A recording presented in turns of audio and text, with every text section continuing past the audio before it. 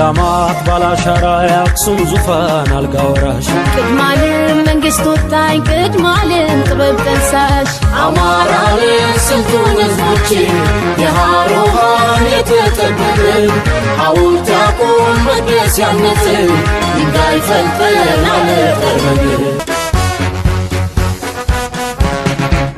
ከጣና ሰማይ ስር የተቼው ዳሩ ማሽነው ለሀገሩ ሰላምን ሸምኖ በፊደላት ማሳ እውቀትን የዘራ ሸማ ፈትሎ ለባሽ ጠቢብ ነው አማራ።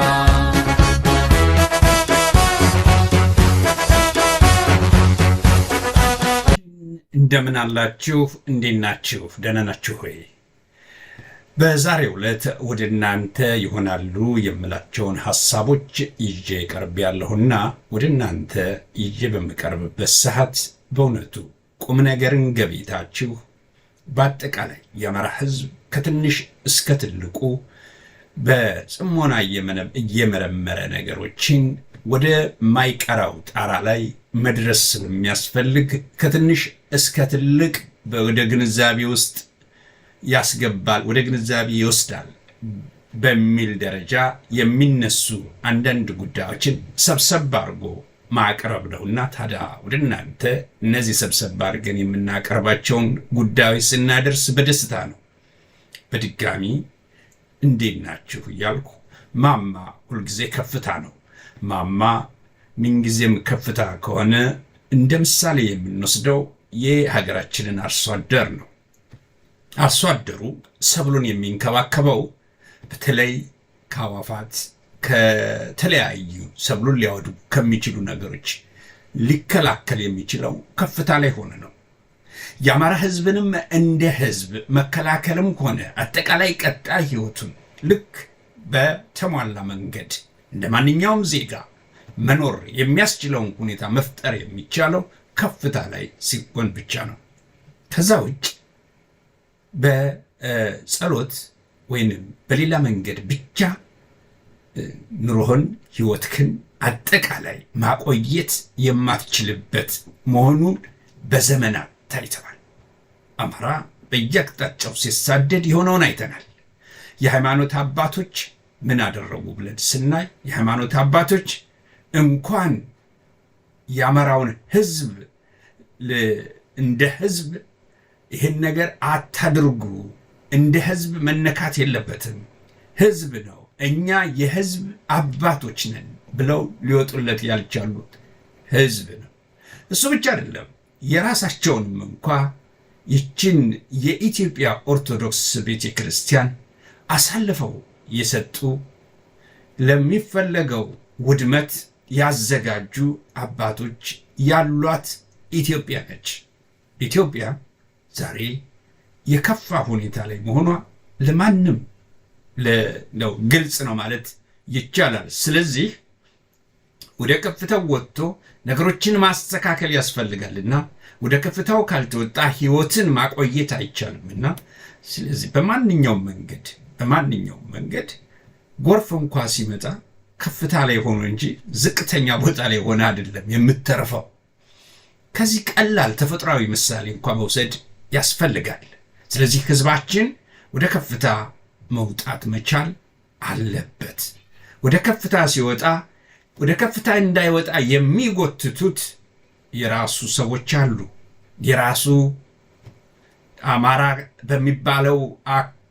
በሚባለው ሕዝብ መካከል ተወልደው አድገው አማራ እንኳ ካልሆኑ ሊያዝኑለት ይገባ ነበር ለዚህ ሕዝብ። እሱን ያልሆኑ ክፍሎች አሉ።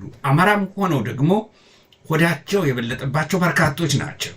እሱን በታሪክ ውስጥ አዳፋ ከሚባለው ወይንም እድፍ ከሚባለው ቦታ ወይንም ተርታ የሚመደቡ መሆናቸው በፍጹም አላንድ መሳት የሌለበት ጉዳይ ነው።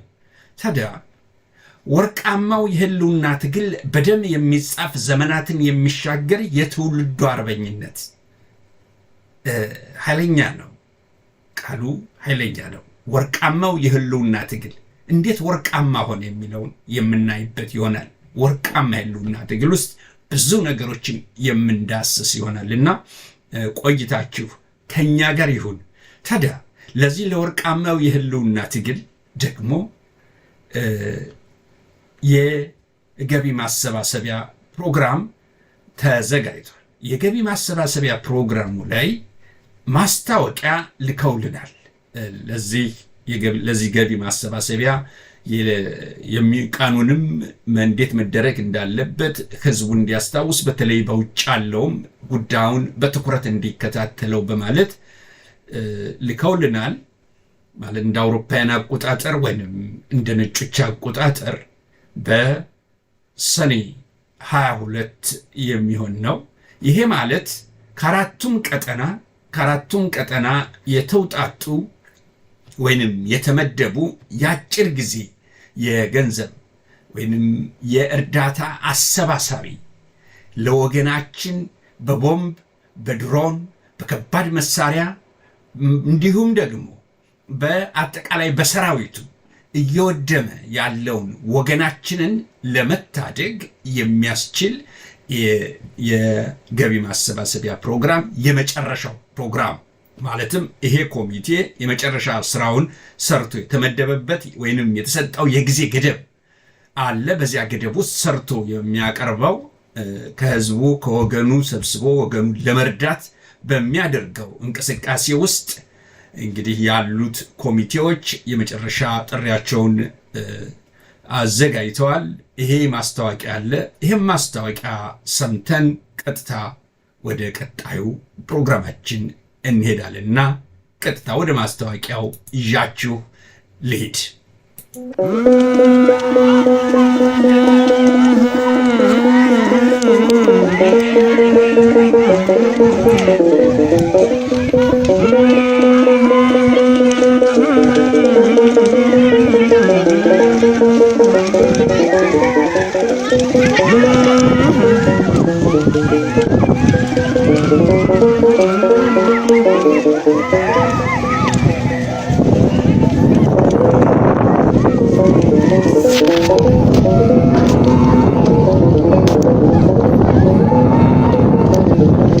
ጎጃም አለን አለን፣ ወሎ አለን አለን፣ ሸዋ አለን አለን፣ ጎንደር አለን አለን። ህም ህም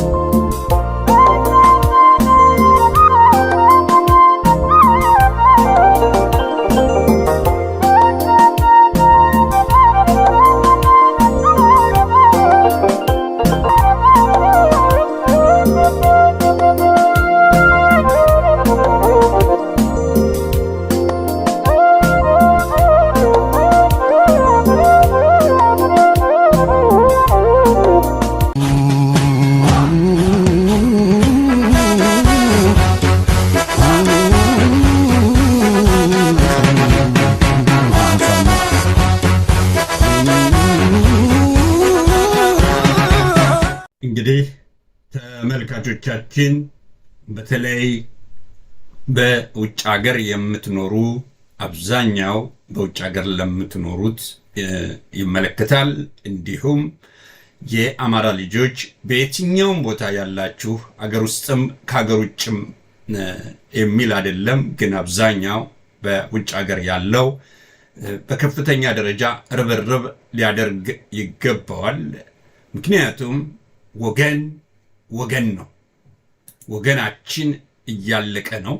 ወገናችን በተለያየ መንገድ ጥፋት እየተፈጸመበት ነው።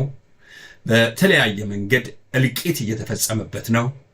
ታዲያ ተረባርበን በጋራ ልንቆም ይገባል። ይህ በአራቱም ቀጠና ያሉት የፋኖ መሪዎች የተስማምተው ያቋቋሙት ቡድን በመሆኑ ይህን የሰብአዊ እርዳታ እንዲሰራ በአካባቢው ላይ ወደፊትም እነሱ በሚቆጣጠሩት አካባቢ ላይ እርዳታው ሊደርስ እንደሚችል የነሱ እምነት በመሆኑ ይህንን በእርግጠኝነት የሚገልጹ በመሆናቸው ልንረባረብ ይገባል ማለት ነው። ታዲያ ይህን በምንረባረብበት ሰዓት የተለያዩ ሊያወናብዱ የሚችሉ ጉዳዮች ሊፈጠሩ ይችላሉ። እንደ አማራ እናስብ። እንደ አማራ አስበን በጋራ ይህንን ወራሪ ኃይል የፈጸመውን በደል የምትቃወሙ ከሆነ በፍጹም በጋራ ቆሞ ይህን ተረባርቦ ይህን ጉዳይ ከግብ ማድረስ ነው። ታዲያ ከሌለናቸው ማን ይኖራቸው የሚለው ለእያንዳንዱ አማራ የሚታይ ይሆናል። ምክንያቱም ይህንን የመዳን እንቅስቃሴ ይህንን የአማራን እልቂት ደግፎ ማለትም መጎዳት የለበትም ብሎ ከዙሪያችን ካሉ ሀገሮች እነማን ናቸው እየተባበሩ ያሉት? ይሄ ሁሉ ግምት ውስጥ ሊገባ ይገባል። ስለዚህ ዋናው መከታ ሆነን ልንቀርብ የሚገባው ለህዝባችን እኛ ነን።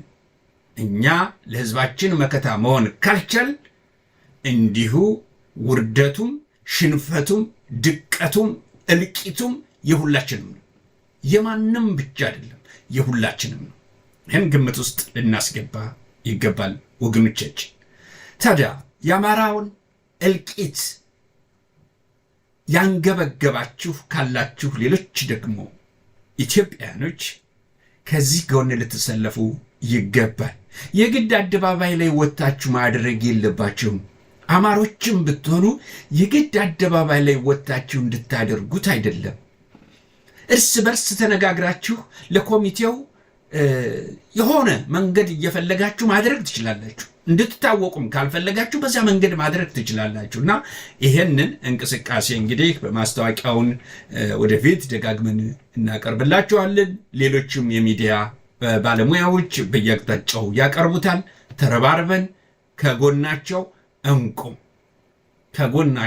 እንቁም ነው ዋናው መልእክት። እንግዲህ በጦርነት አናግዛቸውም። ልናግዛቸው የምንችለው በዲፕሎማሲያዊ ዘርፉ፣ በገንዘቡ፣ በእንዲህ አይነት ነገሮች ነው ማገዝ የሚቻለው። ይህ ህዝብ በብዙ መንገድ እየተጎዳ ነው ያለው።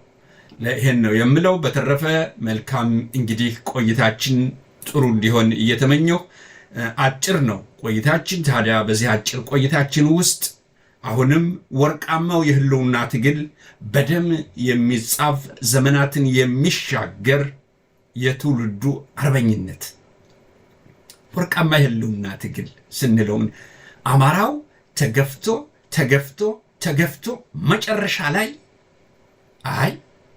ከዚህ በኋላ ክንድ ነው የሚያስፈልገው ብሎ መጨረሻ ላይ ይሄ ትውልድ በክንዱ ነፃነቱን ወይንም መኖሩን ለመኖር ጉልበት እንደሚያስፈልግ ለመኖር ክንድ እንደሚያስፈልገው አምኖ የተነሳ ትውልድ ነው። ታዲያ የትውልዱ አርበኝነት እንዲሁ ዝም ብሎ አይደለም፣ ወርቃማ ነው። ወርቃማነት የሚያደርገው ደግሞ ዘመናትን ተሻጋሪ ነው። እጅግ ዘመናትን ተሻጋሪ ወርቃማ ትግል ነው።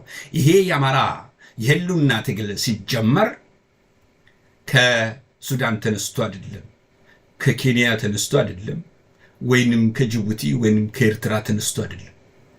አጎራባች ሀገሮች ዙሪያውን አሉ። ከነሱ ታጥቆ ሰልጥኖ ምን ብሎ ከዛ የተነሳ ትግል አይደለም። ይሄ ትግል መሃል በቅሎ መሃል ሰልጥኖ መሃል ላይ ያደገ ቁርጠኝነትን ተላብሶ የመጣ ትግል ነው።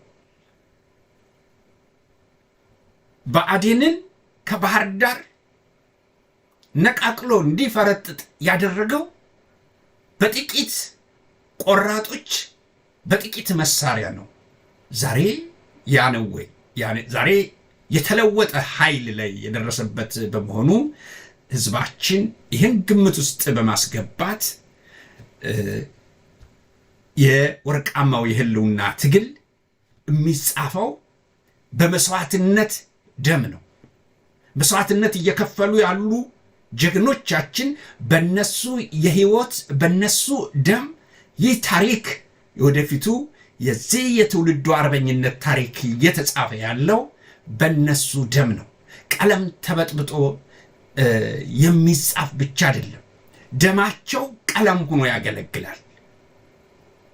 እንደዚህ ሆኖ ነው ህይወታቸው መስዋዕትነታቸው ዘላለማዊ መሆኑን በሚጻፈው ቀይ ቀለም በሚጻፈው በደም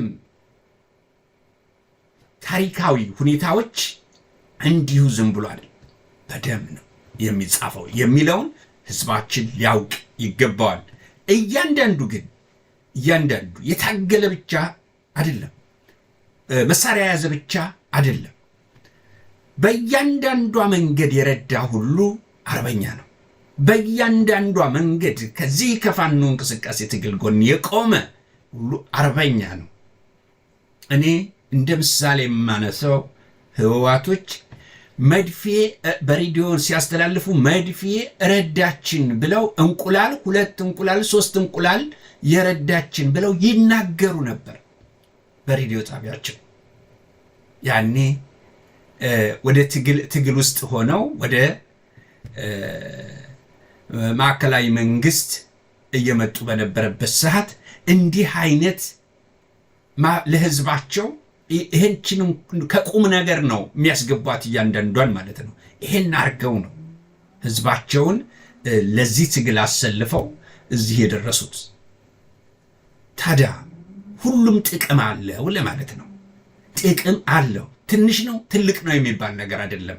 ከፋኖ ጎን መቆም በማንኛውም መስመር የሀገራችን አርሶ አደር የሀገራችን አጠቃላይ የአርሶ አደሩ አካባቢ ገጠራማ ከተማዎች በእጅጉ የምትመሰገኑ መሆናቸውን ከሚደረጉ ነገሮች ከምንሰማቸው ተጨባጭ ሁኔታዎች እጅግ የምትመሰገኑ ናቸው። አርበኝነቱን ወደፊት እያስኬዳችሁት መሆኑ ምንም ጥርጥር የለው። ታዲያ ፋኖ ከዳር እስከ ዳር እያስተዳደረ መሆኑን ባለፈው የአማራ ፋኖ ብሔራዊ ኃይልን ባቋቋመበት ሰዓት አሳይቷል። ከየአቅጣጫው ተሰባስበው በአካል ተገናኝተው በተጨባጭ አሳይተዋል። በተጨባጭ ሲያሳዩ እንዲሁ ዝም ብሎ አይደለም፣ እንዲሁ ዝም ብሎ የመጣ ትግል አይደለም፣ በተጨባጭ ነው ያሳዩት። ስለዚህ ይሄንን እንቅስቃሴ በዋናነት ልንደግፈው ይገባል፣ ልናግዘው ይገባል። ታዲያ ወርቃማው ትግል ላይ የወራሪው እንቅስቃሴ ቀጥታ ጦር በማዝመት ነው እያከናወነ ያለው። ቀጥታ የጦር በማዝመት እያከናወነ ነው ያለው። በዚህ ውስጥ መርሳት የሌለብን በየጊዜው ደጋግመን መግለጽ ያለብን ነገር አለ። ብአዴን መጠቀሚያ መሳሪያው ነው። ይህ ወራሪው ኃይል ብአዴን ለኦሮሙማ የገበረ የኦሮሙማ አሽከር የኦሮሙማ መንገድ መሪ ሆኖ የሚያገለግል መሳሪያቸው ነው። ብአዴንን እንደ መኪና ይጠቀሙበታል። ብአዴንን እንደ ጥይት ይጠቀሙበታል። ብአዴንን እንደ ወሬኛ ይጠቀሙበታል። ብአዴንን ሱሪውን ያወለቀ ወንድ ወይንም እንትኗን መቀነቷን የፈታች ሴት የተሰባሰቡበት ስብስብ ባዶ አድርጎ ይጠቀምባቸዋል።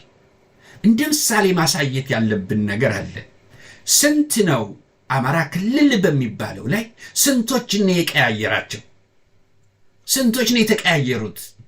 ይሄን ማወቅ ያስፈልጋል እኮ። ስንቶችን ነው እንደፈለገው የሚያገለባበጣቸው? እንደ ጠዋት ሸሚዝ ለብሶት እንደሚወጣው ሸሚዝ ይቀያይራቸዋል። አማራ ክልል በሚባለው ላይ ብአዴንን ከታች እስከ ላይ ይገለባብጣቸዋል። ይሄ ነው። ይሄ በተጨባጭ ያለ ነው። የሚክድ አለ? ብአዴኖች ሊክዱት ነው ወይስ ህዝብ የሚክደው አይደለም? የሚያውቀው ስለሆነ ማለት ነው። ስለዚህ ይሄ ወራሪው ኃይል ብአዴንን ይጠቀማል። ይሄንን ብቻ አይደለም፣ ብአዴንን መጠቀም ብቻ አይደለም፣ ብአዴንን እንደ አንድ ጥሩ አሽከር፣ እንደ አንድ ጥሩ ታማኝ አሽከር ወይንም ታዛዥ እሱን ሲጠቀም በስሩ ደግሞ ያሉትን እንዲያንቀሳቅስ እነዚህ የተሰለፉት በተለይ በጸጥታ ውስጥ ተብለው የሚንቀሳቀሱት የአማራን ጸጥታ ሊያስከብሩ በሚል የሚንቀሳቀሱት የአድማ ብተና፣ ፖሊስ፣ ሚኒሻ የመሳሰሉ የደህንነት መዋቅሩ እነኚህ ጥሩ ቃሉን ለመግለጽ ትንሽ ሚዲያ ላይ ይቸግራል እንጂ ለወሲባዊ ግንኙነት መጠቀም የሚቻል ልብስ አለ አይደለ? እሱን እንደዛ ሆነው የሚያገለግሉ አሉ። አንድ የስለላ መዋቅር ነኝ ብሎ በወገኖቹ ላይ ቦምብ እንዲጣል ሲያደርግ እንዴት አይቀፋውም? አማራ ሆኖ ማለት ነው። እንዴት አይቀፋውም? እንዴት የአማራነት ስነ ልቦናን ያጣል? ይሄ ሰው እንዴት በቁሙ ይሞታል የሚለውን ማወቅ ያስፈልጋል። ስለዚህ ወርቃማው የህልውና ትግል የሚባለው ይህንን በረቃቅሰው የወጣ የዚህ ትውልድ አርበኞች የሚያከናውኑት ከእንዲህ አይነቱን አረመኔያዊ አማራዊ ሆኖ በደህንነት መዋቅር ውስጥ ወገኑን የሚያስደበድብ በደህንነት መዋቅር ብቻ አይደለም፣ በአድማ ብተና ተሰማርቶ ወገኑን እንዴት እንደሚተኩስበት እንዴት አይቀፋውም። በእርግጥ አሁን በቅርቡ እጅ እየሰጡ ያሉ ከሚኒሻውም ከአድማ ብተናውም እጅ እየሰጡ ያሉ አሉ። ወደ ፋኖ እየተቀላቀሉ ያሉ አሉ። እነሱ ባይሆን ነፍሳቸውንም አትርፈው ስማቸውንም ከቆሻሻነት ወደ ንጹህነት የሚመጣበትን መንገድ ተከትለዋል። የአማራ የህልውና ትግል ወይንም ይሄ ወርቃማው የህልውና ትግል ጫፍ መድረሱ አይቀርም። የነዚህ ሰዎች ልጆች፣ ቤተሰቦች፣ እናት፣ አባት፣ ወገን ምናምን የዛ የባንዳ ልጅ መጣ። በየድሩ፣ በየማህበራቱ፣ በየቤተ ክርስቲያኑ፣ በየመስጊዱ የዛ የባንዳ ልጆች እኮ ነው። ሲሞት እንኳ ቤተሰቡ የባንዳው ልጅ ሞቷል፣ የባንዳ ቤተሰብ ሞቷል፣ ወጣችሁ ቅበሩ የሚባልበት አይነት ሁኔታዎች ነው የሚፈጥሩት እነኚህ። ይሄ የሚደረግ ነው ብዬ አምናለሁ። ነገ የሚከናወን ጉዳይ ነው። ህዝቡ ያገላል። በማንኛውም ማህበራዊ ጉዳይ ላይ እንዲህ ነው ባይል እንኳ በምልክትም በምንም ያገላቸዋል በማንኛውም መንገድ። እንደውም በገጠሩ አካባቢ እሳት መጫር ነውር ነው። እሳት ማስጫርም ነውር ነው። ከባንዳ ወይንም ከሆነ ህዝብን ከሚጎዳ ክፍል ያን ማድረግ ወንጀል ነው። ከህዝብ ያፈነገጠ አጠቃላይ ከህዝብ የሚያፈነግጥ ክፍል ወንጀል ነው። ስለዚህ በየትኛውም በአራቱም ቀጠና ያለው የብአዴን ቅልብ የሆነ ብአዴን ታማኝ አሽከር ነው። ታማኝ አሽከር ደግሞ ቅልቦችን እነዚህ አድማ ብተና፣ ሚኒሻ፣ የደህንነት መዋቅር የሚባሉት ከፍተኛ የሆነ ገንዘብ ስለተመደበ ይህንን የሚያንቀሳቀሱ አሉ። ስለዚህ ካድሬው አደብ ሊገዛ ይገባል። እንዴት አያነብም? እንዴት አይከታተልም? እንዴት አይገነዘብም የሚለው እኔ በጣም ይገርመኛል። አማራ ሆኖ ለገንዘብ ብሎ ይህን ህዝብ ሸጦ ነገ እንዴት ነው የሚኖረው የሚለውን እንዴት አያገናዝብም? ቤተሰቦቹስ ተወን እባክህ ዘላለማዊ ወቀሳት ታድርስብን፣ ተው እባክህ ውጣ፣ ከፋኖ ተቀላቀል የማይል ቤተሰብስ እንዴት ነው? ይሄ ሁሉ በእጅጉ ወደፊት እየተጣራ ይቀርባል ብዬ አምናለሁ።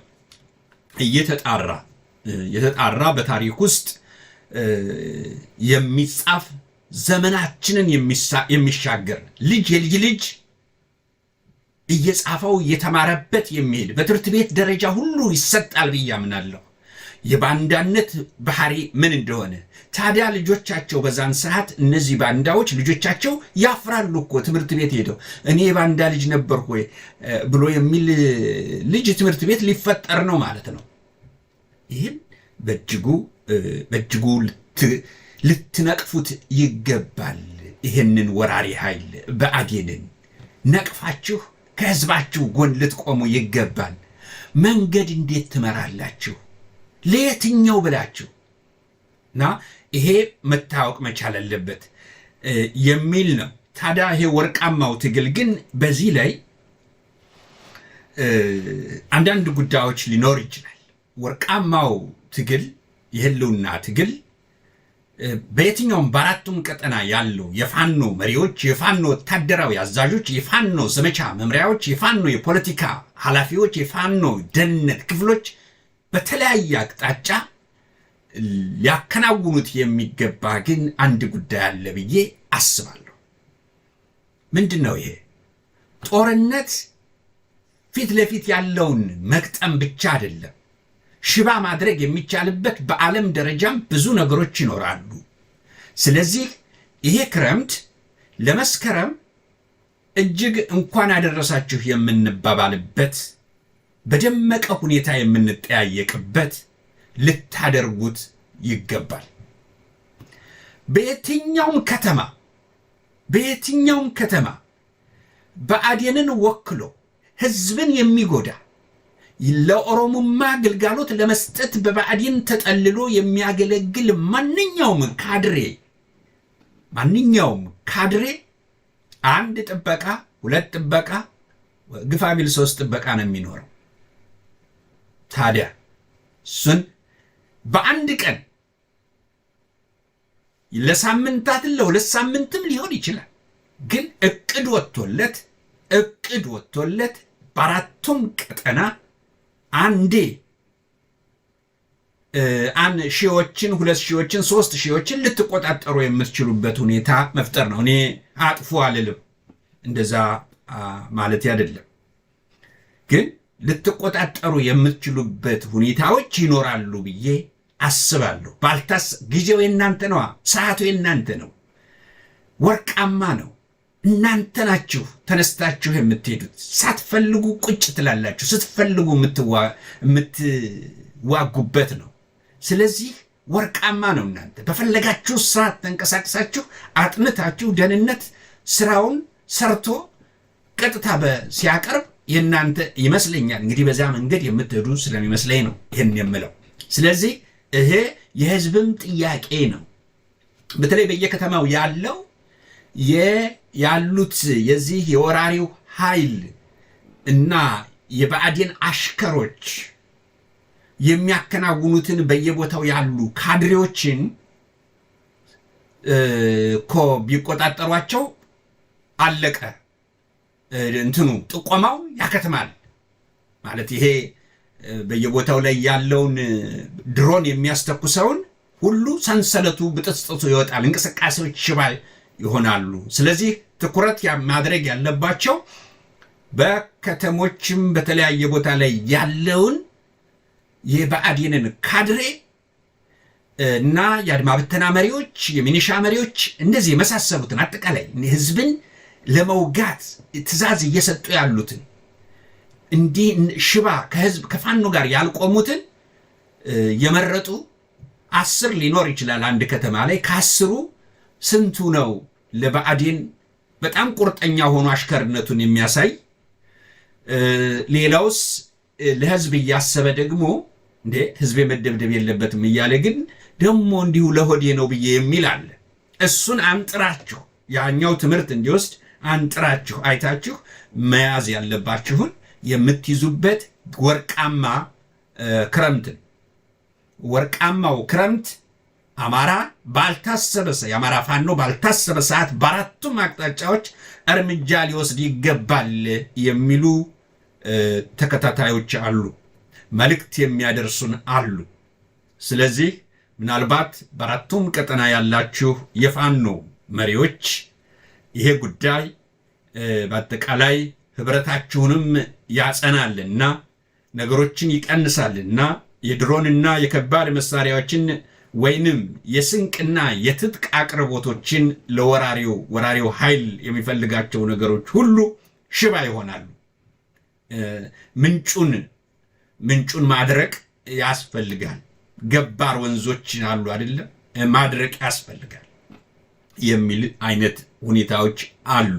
ይሄንን እንግዲህ መልእክቱ ለእናንተ ይሁን።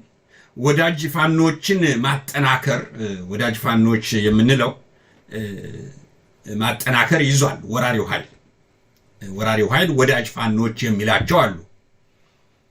ወዳጅ ፋኖቹ ምንድናቸው? ወዳጅ ፋኖቹ ለምሳሌ በነ እስክንድር በነ እስኳድ የሚደረጉ እንቅስቃሴዎች ይሄ ትግል ወደኋላ እንዲጎተት የሚያደርግ ስራ መስራት ነው። ይህን ደግሞ ወራሪው ኃይል ያጠናክራል። በከፍተኛ ደረጃ ደህንነትን አስርጎ ውስጣቸው አለ። በተለያየ መንገድ ያከናውናል። ይህን በእጅጉ ህዝቡ ነው ሊታገል የሚገባው። የት አካባቢ ነው ሊታገል የሚገባው? በግልጽ መነጋገር ስላለብን ነው። በተለይ ሸዋ ላይ አንድ ቢሆን ኖሮ ትግሉን ቀላል ያደርገዋል። አንድ እንዳይሆን የሚያደርገው ማን ነው? ግልጽ፣ በተደጋጋሚ ገልጸናል። በነ እስክንድር የሚመራው የአማራ የሸዋ ጠቅላይ ግዛት የአማራ ፋኖ ሸዋ ጠቅላይ ግዛት የሚባለው በአጠቃላይ በነ እስክንድር የወደቀ ስለሆነ የወደቀውም በዶላር በመሆኑ ይህንን እዚያ ውስጥ ያሉ የብርጌድ መሪዎች የተለያዩ አጠቃላይ በኃላፊነት ያላቸው ህዝባቸውን አስተባብረው ዞር በል ሊሉ ይገባቸው ነበር። ኃላፊዎቹ ላይ ያሉት በፍጹም አይቀየሩ፣ በፍጹም ሊቀየሩ የሚችሉ አይደሉም። በምንም ታምር እንዴ በጥቅም የተሳሰረ ከወራሪው ኃይል ጋራ ግንኙነት እንዳላቸው ጉዳዮች እየተገለጹ ያሉበትና ተግባራዊ እንቅስቃሴያቸውም ያው ስለሆነ ወራሪው በዚህ በኩል ሌሎችን የሸዋ ፋኖች ያጠቃል፣ ይዋጋል፣ እንደገና እነሱ ይዋጋሉ። ይሄንን ህዝቡ በቃ ሊል ይገባል። አትንኳቸው፣ እናንተ ከወራሪው እኩል ወገኖቻችንን እየወጋችሁ ፋኖቻችንን እየወጋችሁ ነው ብሎ መነሳት ይጠይቃል፣ መከራከር ይጠይቃል። ይህንን ሊያደርጉ ይገባል። እኔ ከሸዋ አንድ አባት አሉ ያጫወቱኝ፣ የሚገርም ነው አለኝ። ግን ጉዳዩን ባቀርበው ለእሳቸውም ለቤተሰቦቻቸውም ጥሩ ስላልሆነ ነው እንጂ ስለነመከተው የነገሩኝ ነገር እጅግ የሚያሳዝን ነው፣ በጣም የሚዘገንን ነው።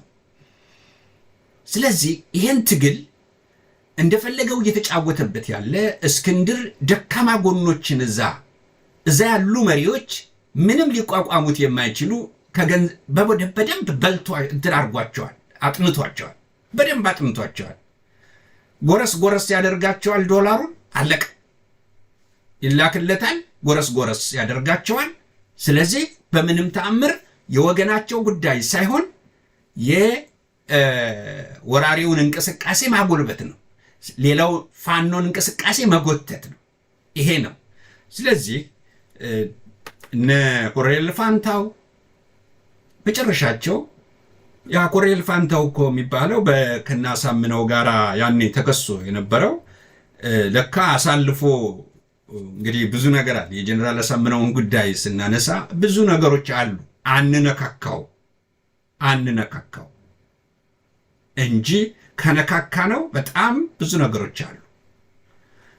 ከሃዲዎች አሉ። ከሃዲዎችን ማንሳት አንፈልግም።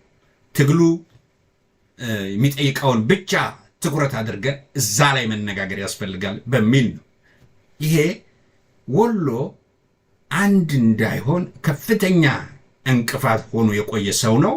አሁንም አልገባም ወይንም እጁን መስጠት አለበት ሄዶ ከወራሪው ጋር አንድ ላይ በግልጽ ማወጅ መቻል አለበት፣ ወይንም ከፋኖች ጋር ተቀላቅሎ በሰላም ከባንዳነት ወደ ደህናነት የሚመጣበትን አይነት ሁኔታ ማድረግ መቻል ያለበት መሆኑን እንረዳለን። ከሚሰጡ አስተያየቶችም እንዲህ አይነት ሁኔታዎች ናቸው ያሉት። ሌላው እንግዲህ ወደ ጎንደር ብዙ ነገር ማንሳት ይቻላል።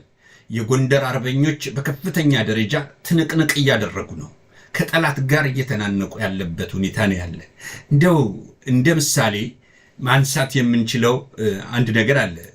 ምናልባት ብዙ ሩቅ ያልሄደ ሲገልጽ የነበረው አንድ የተለየ ጎንደር ወታደራዊ አዛዥ ኮማንደር ወይንም ኮማንዶ ሳሚ ባለድል የገለጸው አንዳንድ ነገሮች በጣም ደግሜ ሰማዋለሁና ደግሜ ስለምሰማው ለምን ከእናንተ ጋር ዛሬም ደግሜ ብሰማው በጣም ጥሩ ነው የሚለውን አይቻለሁና እስኪ እሱን ሰምተን እዛ አካባቢ ያለውን ሁኔታም ዳሰን እንምጣ። በፋኖነት ውስጥ ምን ያስፈልጋል ነው? በፋኖነት ውስጥ ምን ያስፈልጋል? እኛ ትናንት ከነበርንበት ዛሬ ላይ ለመድረስ ምን አስፈልጎን ነበር ካልን ራስን መስጠት አስፈልጎን ነበር። እዚህ ላይ የምታዩት ሰራዊት በየአካባቢው የምታዩት ሰራዊት ከነበረበት ዝቅተኛ አደረጃጀት አሁን ወዳለበት አደረጃጀት እንዲደርስ ራስን መስጠት ያስፈልግ ነበር። እስኪ አንዴ ራስን መስጠት በሉ። ድጋጭ አይሰማም። ራስን መስጠት በሉ። ራስን መስጠት ማለት ጥቅምን፣ ምቾትን፣ ፍላጎትን መካድና መተው ማለት ነው። ለምን ሲባል ለወጣንለት ዓላማ ልናሳካው ላሰብነው ዓላማ ፍጻሜና ግብ መዳረስ ስንል ራሳችን መስጠት ያስፈልጋል።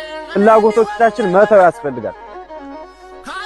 ገንዘብ ፍላጎት ይሆናል፣ ምቾት ፍላጎት ይሆናል፣ ስልጣን ፍላጎት ይሆናል፣ ሌላም በርካታ የሰው ልጅ ፍላጎት አለው። አርበኛ ማለት ፍላጎቱን ገጥቶ ራሱን ለትግል ሰጥቶ እስከ መስቀሉ ጫፍ የሚደርስ ማለት ነው። የኛ የመስቀላችን ጫፍ የአማራ ሕዝብ ነጻነት ነው። ሳሙኤል ባለድል ይሄ የገለጸው ነገር ሸዋ ላይ ያሉት ቢሰሙት፣ ከእስክንድር ጋር የሆኑት እዛ ያሉት ሲሰሙት ምን ይሉ? ምክንያቱም ለዓላማ መሞትን ለዓላማ መቆምን እየገለጸ ነው። ለፍላጎታችን አይደለም።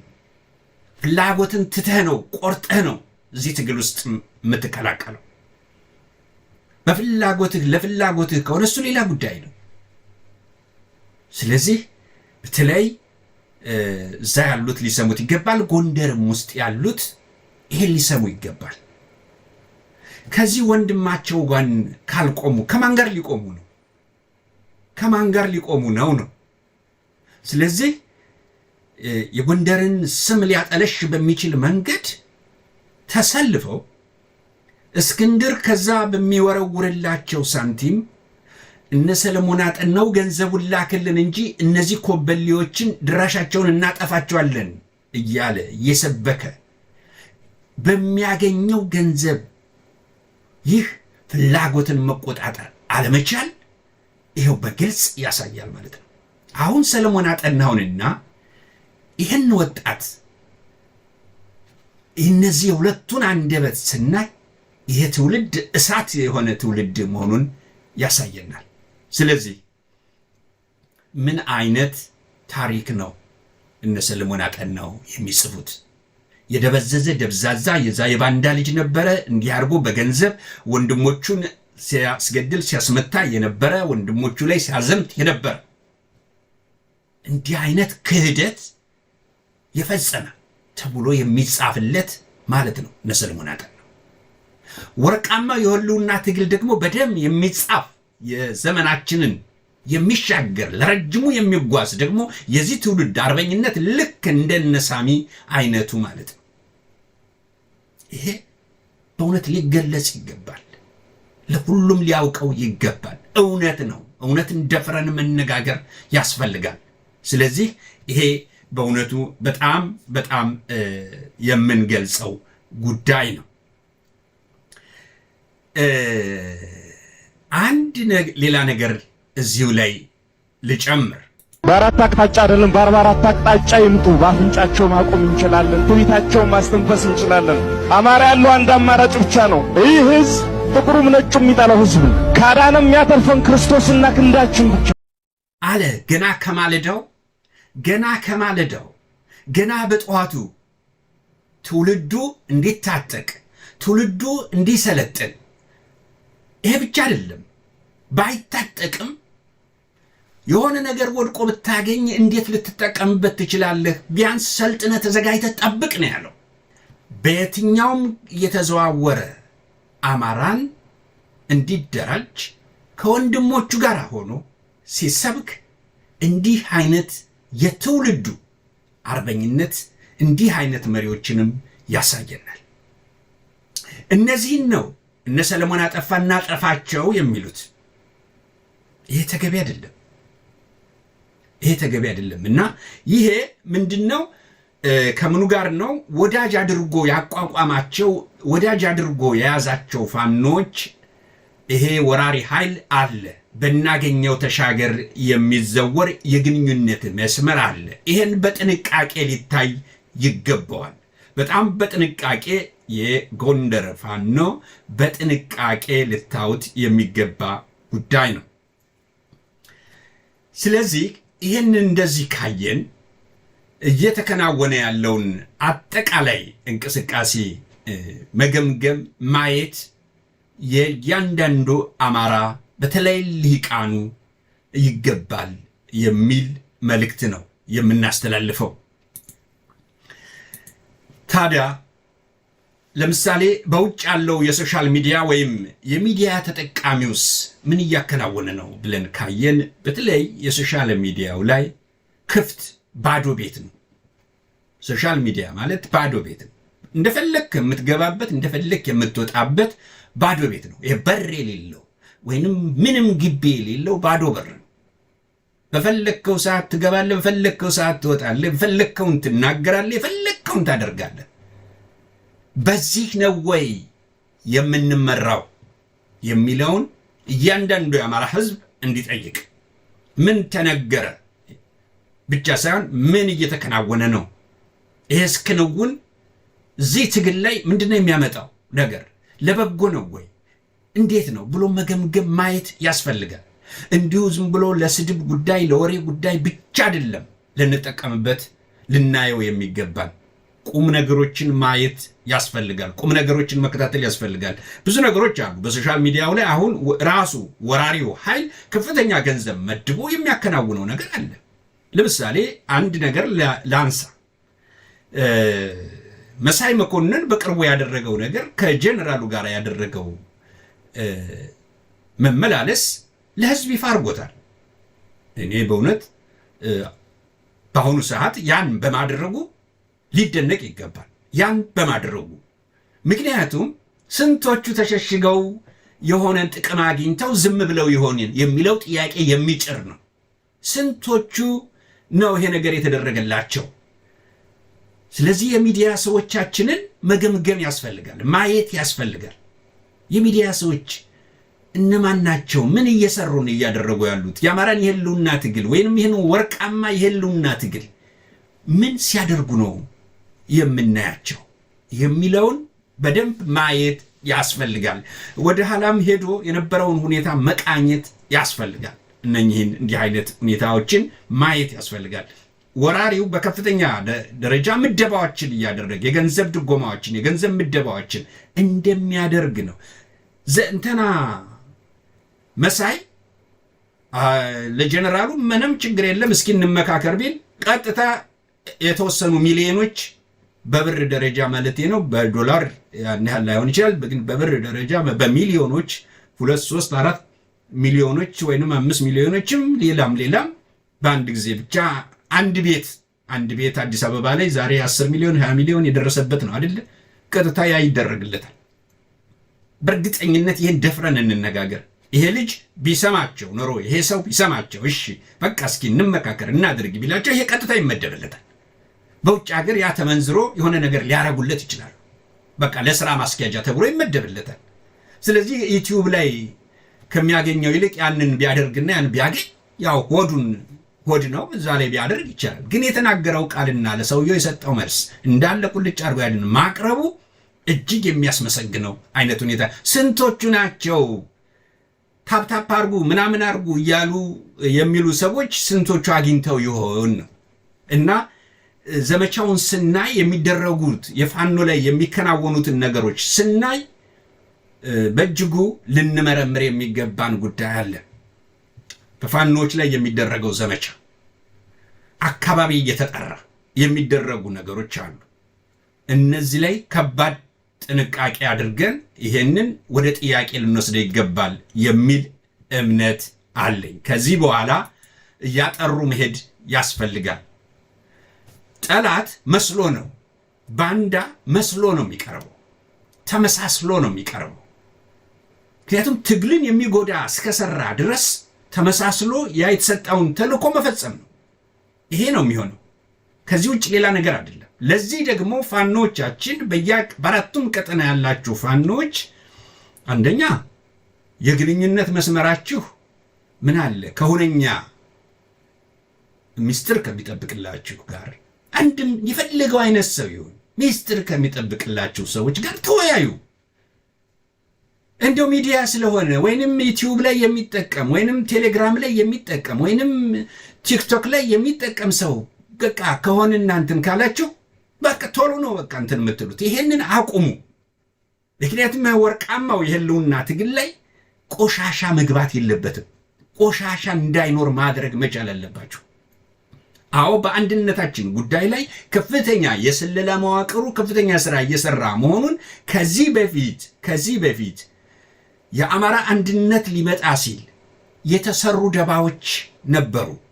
በተለይ መስፍን የሚባለው ዋና ስሙ ተስፋሁን ይህ ሰው የደህንነት መዋቅሩን ተግባር እንዲፈጽም በተሰጠው ትእዛዝ መሰረት እስክንድርን ወደፊት አምጥቶ ጠቅልሎ ያለውን ነገር እስክንድር ከያዘ በኋላ ለድርድር ቀርቦ እንደ ብርሃኑ ነጋ መግባት የሆነ ቦታ መሰጠት ትምህርት ሚኒስቴር የማስታወቂያ ሚኒስቴር ላይ የማስታወቂያ ምናምን ኃላፊ ሆኖ ለጊዜው እንዲቆይ ወይንም እንደዚህ የመሳሰሉት ነገሮች ላይ አድርጎ እነመከታውን እነምናምንን ከዛ ጋር ያሉትን ደግሞ የሆነ ቦታ አሲሶ በቃ ፋኖ ትግሉን ጨርሷል፣ አሁን የዲሞክራሲያዊ ትግል ነው የምናደርገው ወደሚለው እንዲገባና እድል እንዲሰጠው በጀት እንዲመደብለት የማድረጉ ሁኔታ ይቀጥል ነበር። ይሄ የደህንነቱ ስራ ከሸፈ። መጨረሻ ላይ በጀግኖች ነው የከሸፈ። አዎ መራራ ነው። ዛሬም ሰርጎ ገቦች የሉም ማለት አይደለም። እጅ ሲሰጡ አይተናል እኮ አሳክመው አድነው ምን ብለው እጅ ሲሰጡ አይተናል። ጥሩ ነገር ነው። ግን አሉ አሁንም በከፍተኛ ደረጃ ይህንን ትግል ለመጎተት በዝግጅት ላይ ያሉ የደህንነት መዋቅሩ አሁንም በከፍተኛ ደረጃ እጁን አያስገባም ብሎ ማሰብ አይቻልም። ትግል ነው። በትግል ወቅት እስከ መጨረሻው በደህንነት መዋቅሩ በተለያየ መንገድ በገንዘብ በድህነቱ በኢኮኖሚው በምናምኑ በሚል ስበብ ይገባል። ይህን ጥንቃቄ ሊደረግ ይገባል። ወርቃማ የህልውና ትግል በደም የሚጻፍ እስከሆነ ድረስ ደሙን ማርከስ እንዳይሆን ጥንቃቄ ያስፈልጋል። ይሄ እንግዲህ በተለይ ፋኖች አካባቢ መታየት ያለበት ነው። መፍትሄው ላይ ስናተኩር ሁልጊዜም ኦኬ አመለካከት ሰጪዎች አሉ፣ የተለያዩ መልእክቶች ለኛ የሚያደርሱና አሉ። እስኪ በእናንተ በኩል ይሄን መልእክት አድርሱ የሚሉና አሉ። ይሄን ሁሉ ሰብሰብ አድርገን እንትን ስናደርግ በፋኖ መካከል በተለይ ልዩነት ለመፍጠር የሚሄዱ ክፍሎችን በፋኖ መካከል አብረው ፋኖ ሆነው በፋኖ መካከል ልዩነት ለመፍጠር የሚሄዱት በእጅጉ ሊጠኑ ይገባል። ተአማኒነት እንዳይኖር፣ መተማመን እንዳይኖር፣ እርስ በርስ ተማምኖ ትግሉን ወደፊት ተፈንጥሮ እንዳይሄድ መሳሳብ እንዲፈጠር ሊያደርጉ የሚችሉት ከምን አኳያ ነው? በደንብ ሊጠና ይገባል። ብዙ ነገሮች አሉ ልንገልጻቸው የማንችላቸው እዚህ ላይ ልንገልጻቸው የማንችላቸው ነገሮች አሉ። ምክንያቱም ለጠላት ግብአት ስለሚሆኑ። በተረፈ የፋኖ ትግል ከፍተኛ እና እዛ ላይ ጥንቃቄ ሊደረግ ይገባል። ትግሉ እየተጧጧፈ ያለበት ሁኔታ ነው። ትግሉ እጅግ በግልጽ የታየበት የአማራ ፋኖ ይሄ ወርቃማው ትግል ከቦታ ቦታ ተንቀሳቅሶ መስራት የሚችል መሆኑን፣ ተገናኝቶ መምከር የሚችል መሆኑን በተጨባጭ ያሳየበት ነው። አቅም እንዳለው አሳይቷል። ወራሪውን ውድቅ መሆኑን አሳይቷል። ብአዴንን ውድቅ መሆኑን አሳይቷል። የስለላ መዋቅሩን ሰብሮታል። ይሄ ቀላል አይደለም። ታዲያ ይሄንን በምናይበት ሰዓት ጥንካሬውን ስናይ አሁን መነገር ያለበት እነዚህ የታጠቁ የአድማ ብተና ሚኒሻ መዋል ማደር የለባቸውም። ጊዜ መግዛት የለባቸውም። ጊዜው እንዲያጥር ከፈለጉና ከህዝባቸው ጋር በእኩልነት እንዲኖሩ በእኩልነት ከፋኖ ጋር እኔ እኮ ፋኖ ነበርኩ መጨረሻ ብለው መግለጽ ለአማራ ህዝብ ይህን ሁኔታ ፈጽሜያለሁ ማለት ካስፈለገ በአድማ ብተና በተለያየ ረድፍ ውስጥ ያሉ ከትንሽ እስከ ትልቅ ያለው አመራሮች ከፋኖ ጎን ከዚህ ህዝብ ጎን መቆም ያስፈልጋል። ከፋኖ ጎን መቆም ማለት ለአማራ ህዝብ መቆም ማለት ነው። እንዴት እዛ ወለጋ የሚጨፈጨፉ ወገኖቻችን፣ በቤንሻንጉል ያለቁ ወገኖቻችን፣ በአጣዬ የሚያልቁ፣ በሻሸመኔ ያለቁ፣ በአርባ ጉጉ፣ በበደኖ በተለያየ መንገድ በአዲስ አበባ ዙሪያውን እየተፈናቀሉ አማራ ድራሹ እንዲጠፋ እየተደረገ ያለውን ሁሉ እንዴት ግምት ውስጥ አያስገቡም? እነዚህ የታጠቁ ክፍሎች እነዚህ ታጥቀው መሳሪያ ይዞ እንዴት ወንድ ልጅ ይቀፋል እኮ አባቶቻችን መሳሪያ ይዞ እንዴ አገር መሳሪያ ሳይዝ እኮ ዱላ ይዞ የሚከተል እኮ አለ። እንኳን መሳሪያ ታጥቀህ ለምን ይዘው አትገባም ነው። ሌላው የመኮንኖች አሉ። ይሄ የኢትዮጵያ መከላከያ ተብሎ ወራሪ ኃይል የኦሮሞማ አገልጋይ የሆነ የነ አብይ አገልጋይ የሆነ ይሄ ሰራዊት እንዴት ኢትዮጵያ ጀነራል ታጣለች? እንደ ሰራዊት ስናየው ጀነራል ኢትዮጵያ እንዴት ታጣለች? እንዴት ኢትዮጵያዊ ጀነራል ታጣለች? ምክንያቱም የአማራን ህዝብ ሲጨፈጨፍ መጨፍጨፍ የለበትም እንዴ? በድሮን ህዝባችንን በአውሮፕላን በሄሊኮፕተር ህዝባችንን ለምድር የምንጨፈጭፈው የሚል ጀነራል እንዴት ታጣለች? እንዴት መኮንን እዚህ ጋር የተሸከመውን መኮንን ማዕረግ እንዴት በተግባር ሊያሳይ የሚችል ሰው ታጣለች ኢትዮጵያ? የለም። ስለዚህ ለዚህ ነው ኦሮሞማ ብለን የምንገልጽበት ሌላ ስለሌለ ነው። የኦሮሞማ አሽከሮች ናቸው። የኢትዮጵያ ሰራዊት የማንልበት ምክንያትም የኢትዮጵያ ሰራዊት ሆኖ ስላላገኘ ነው። በሉት ጨፍጭፉት የሚል ሰራዊት ስለሆነ ነው። ይሄንን ነው እንግዲህ የሚመሩት። ጨፍጭፉት የሚል ሰራዊት፣ ሴትን የሚደፍር ሰራዊት፣ የሚገል አማራ ከሆነ የሚያሳድድ ሰራዊት እየመሩ ያሉ እነማን ናቸው? የኦሮሞማ ጀነራሎች ናቸው። የኢትዮጵያ ጀነራሎች አይደለም። ኢትዮጵያዊነት እኮ ቀላል አይደለም። ኢትዮጵያዊነት ጀነራል መሆን የኢትዮጵያ ጀነራል መሆን እኮ ታላቅ ነው። ታላቅነት ነበር። አይደሉም። ለምን? ህዝባቸውን ከበደል ከጭፍጨፋ ካልቂት ማዳን የሚችሉ ጀነራሎች ያስፈልጉ ነበር። ድሮን አይጣልበትም፣ ከባድ መሳሪያ አይተኮስበትም የሚሉ አይ እኛ ራሳችንን ልንፈትሽ ይገባል የሚሉ ጀነራሎች መኮንኖች ያስፈልጋል። ጎሬ ሻለቃ ምናምን የሚባለው የለም። አማራ ሆኖ ግን ሞት የሞተ በዚህ ወራሪ ኃይል ጋር እያገለገለ ያለ አማራ እጅግ በታሪክ ውስጥ በደበዘዘ ቃላት በየትኛው ዘመን ነው ያንተ አባት ጀነራል የነበረ ሲባል ያ አማራው በዚህ ጊዜ ባንዳ ነበረ አባትህ የሚባልበት የባንዳ ጀነራል፣ የዛ ጀነራል ልጅ፣ የዛ ጀነራል ሚስት፣ የዛ ጀነራል እናት፣ የዛ ጀነራል አባት የሚወቀስበት እነሱ ባጠፉት ወደፊት ሊሰደቡ የሚችሉበትን ሁኔታ የሚፈጠርበት አይነት ሁኔታ ነው ያለው።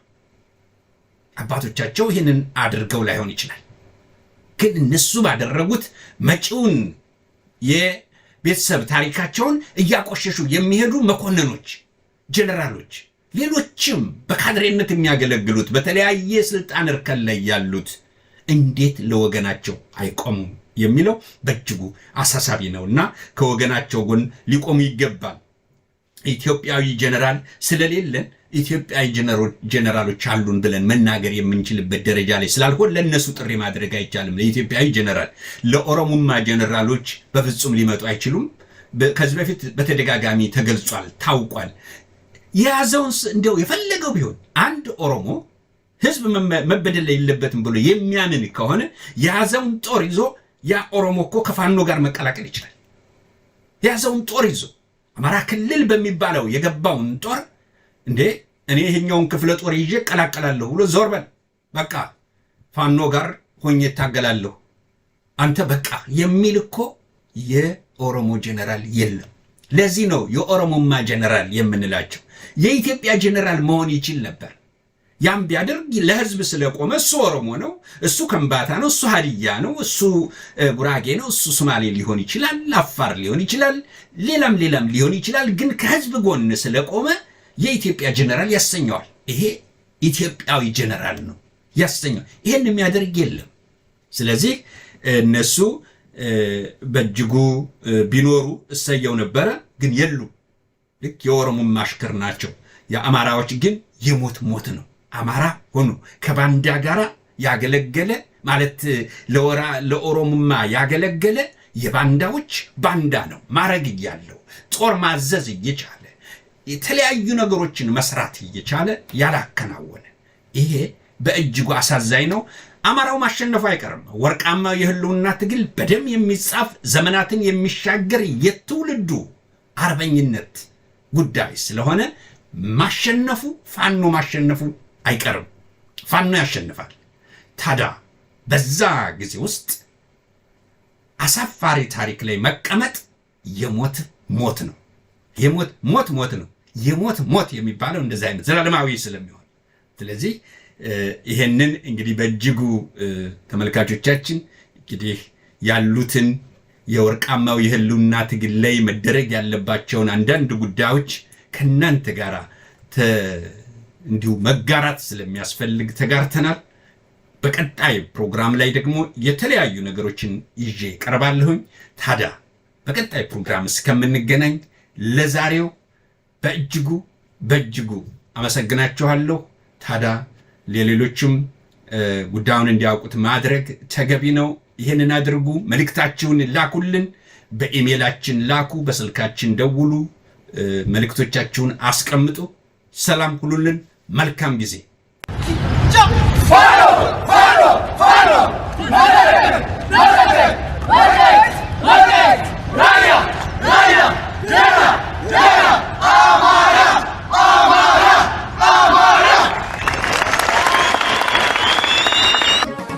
ገዢ ያልደፈረን ባህል ጠላት ያልበደ አማራነትን ተላብሰን አማራነትን ተኩለን ነፃ ህዝቦች እንደነበር ነፃ ህዝቦች እንሆናለን።